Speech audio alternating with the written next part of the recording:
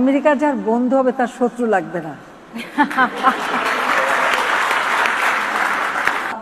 Saudi আরবে যে মেয়েদের অধিকার নিয়ে খুব চমৎকার একটা অনুষ্ঠান হলো, যে ইসলামে নারীর অবস্থান, নারীর অধিকার। ওখানেও আমি কিন্তু প্রত্যেকটা জায়গায় আমি প্যালেস্টাইনের পক্ষে কথা বলে এসেছি। ওরা আমাদের এখানে এসে বড় লম্বা কথা বলবে আর নিজের দেশের মানুষ যে মেরে ফেলে আর প্যালেস্টাইনে এইভাবে আক্রমণ করে মারবে, এটা কখনো সহ্য করা যায় না।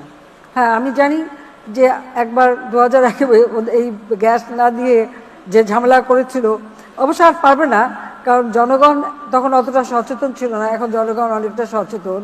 তারপরেও আমি যেমন তেমনভাবে ক্ষমতায় যাওয়া বা কারোর সঙ্গে আমার দেশের স্বার্থ বেঁচে বা মানবতার সঙ্গে কম্প্রোমাইজ করে ক্ষমতায় যেতে হবে, ওই চিন্তা আমি কখনো করি না।